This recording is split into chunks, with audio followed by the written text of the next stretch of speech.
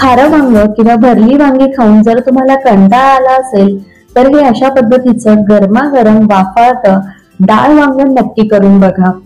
तर हे डाळ वांग बनवल्यानंतर तुम्हाला कोणतीही दुसरी भाजी बनवण्याची गरज लागणार नाही, कारण डाळ वांग तुम्ही चपाती सोबत, भाकरी सोबत आणि भातासोबत देखील खाऊ शकता। बनवायला अतिशय सोपं आहे, अगदी झटपट बनवून तयार होतं आणि खायला देखील ते तितकंच चविष्ट आणि खमंग लागतं। तर आता हे गरमागरम वाफाळतं डाळ वांग कसं बनवायचं ते पाहूयात। तर त्यासाठी इथे बघा मी 3 मध्यम आकाराची ताजी कोवळी वांगी घेतलेली आहेत आणि त्याचबरोबर एक छोटी वाटी तुरीची डाळ देखील घेतलेली आहे। आता ही तुरीची डाळ आपण सुरुवातीला कुकरमध्ये काढून घेऊ आणि यानंतर आपल्याला डाळीला 1 ते 2 वेळा पाण्याने चांगलं स्वच्छ धुवून घ्यायचंय। डाळ धुवून घेतली। आता इथे मी वांग्याच्या बघा अशा मध्यम आकाराच्या फोडी करून घेतल्या आणि त्या काळ्या पडू नयेत याकरता पाण्यामध्ये भिजत ठेवलेल्या आहेत। आता यातलं आपल्याला पाणी काढून घ्यायचंय आणि मग या वांग्याच्या फोडी आपल्याला या कुकरमध्ये घालून घ्यायच्या।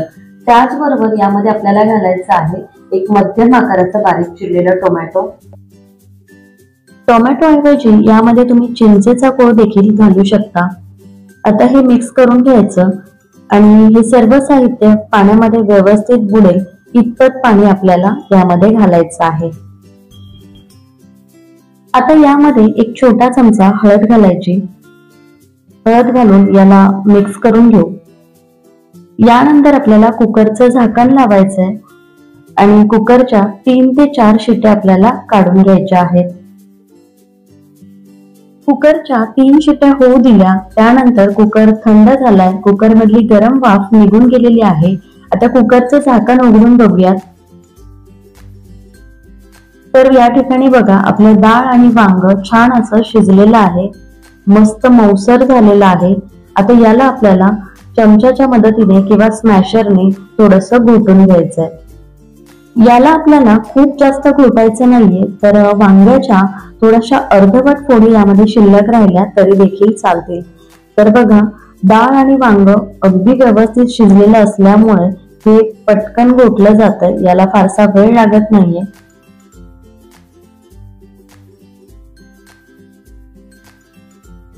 डाळ आणि वांग चांगलं घोटून घेतलं। आता कन्सिस्टन्सी ऍडजस्ट करण्यासाठी यामध्ये आपण थोडंसं पाणी घालायचंय। पाणी घालून याला एकदा मिक्स करून घेऊ। तर तुम्हाला डाळ वांग जितकं पातळ किंवा घट्टसर हवं असेल त्यानुसार यामध्ये पाणी घालायचं आणि कन्सिस्टन्सी ऍडजस्ट करून घ्यायची। आता यानंतर आपण याला फोडणी देऊन घेऊ आणि त्यासाठी बघा इथे अगोदरच कढईमध्ये मी 2 पळ्या तेल घातलेलं आहे। तेल चांगलं कडकडीत गरम झालंय, गॅस मंद केलाय आणि त्यामध्ये आपण 1 चमचा आता मोहरी घालून घेऊ। सोबतच 1 छोटा चमचा जिरं घालायचंय। जिरं आणि मोहरी छान तडतडली गेली की 5 ते 6 यामध्ये आपल्याला ठेचलेल्या लसणाच्या पाकळ्या घालायच्यात। लसूण यामध्ये ठेचून घाला म्हणजे मस्त खमंग अशी फोडणी तयार होते। सोबतच यामध्ये आपल्याला 5 ते 6 कढीपत्त्याची पानं घालायची आहेत। आता गॅस मी बंद केलेला आहे आणि यामध्ये आपल्याला 2 चिमूटभर हिंग घालायचा। त्याचबरोबर 1 ते 1.5 चमचा आपल्याला लाल तिखट घालायचंय। तर तिखट तुम्ही या ठिकाणी तुमच्या आवडीप्रमाणे घालू शकता। यानंतर आपण घोटून घेतलेलं डाळ वांग यामध्ये घालायचंय।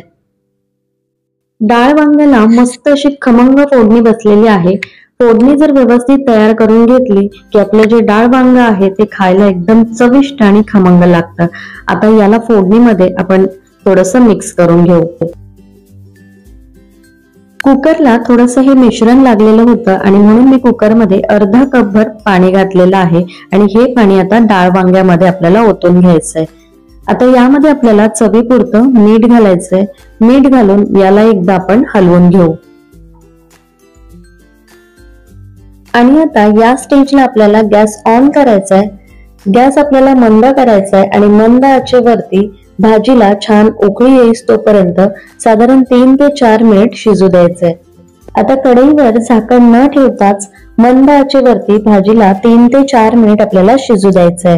तर भाजीला छान अशी तरी येईस तोपर्यंत आणि थोडासा दाटसरपणा येईस तोपर्यंत याला आपण मंद आचेवरती शिजवून घेणार आहोत। तर बघा जवळपास 3 ते 4 मिनिट झालेले आहेत आणि भाजी मंद आचेवरती मी शिजवून घेतली।